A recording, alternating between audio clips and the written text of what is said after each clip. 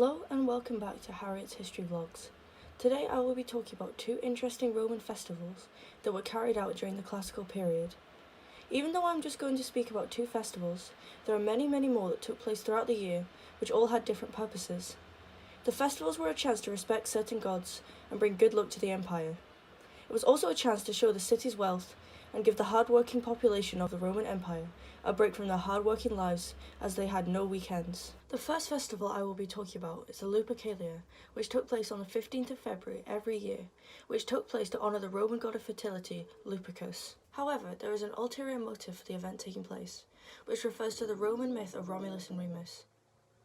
In the myth, King Aurelius sends for Romulus and Remus to be thrown and killed in the river Tiber, as a punishment for their mother being sexually promiscuous. However, a kind servant felt bad for the small children, and instead of putting the children directly in the river, she put them in a basket so that they would have a small amount of protection from the strong river. When the children were in the river god took them safely down the river and became stuck in a fig tree. This was when a she-wolf rescued and carried the children to her den at the foot of the Palatine Hill, where Rome was founded. Later on in the children's life, they were adopted by a shepherd, and after killing their uncle, found the she-wolf again and named her Lupercal. This highlights that the festival may not have only been to respect the god of fertility, but also the wolf that saved Romulus and Remus. The main ritual that took place was at the foot of Palatine Hill, where a sacrifice of goats and dog were made under the supervision of the priest Jupiter. Young men, known as Luperci, also known as wolfmen, were present, and two of them would come forwards to have their forehead touched with a sacrificial knife, and their blood was wiped off with wool soaked in milk. During this ritual, the men were required to laugh.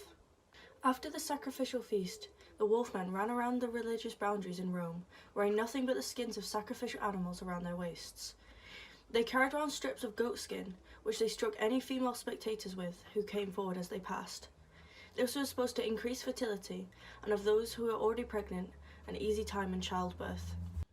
The next festival that I'm going to be talking about is the Saturnalia, which took place from the 19th to the 23rd of December in honour of the god Saturn, who was the god of agriculture and time.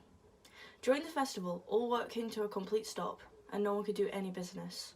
During the festival, the courts were completely closed, no criminal was punished, and the war was interrupted, and schools were completely shut. There was a very merry mood when the festival was taking place.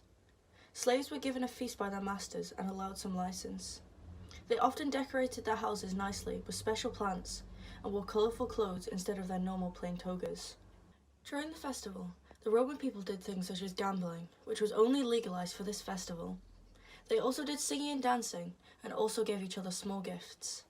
This festival is also suspected to be one of the reasons why the holiday of Christmas originated, as there was originally no exact date of Jesus' death. In conclusion, the festivals for the Romans were very important. It gave a chance for them to appreciate the gods and make sure that they were on their side and in favour of the future of the empire. It also was important in giving the Roman public a break, enjoying each other's company and being able to feast and have a meal at the expense of the government.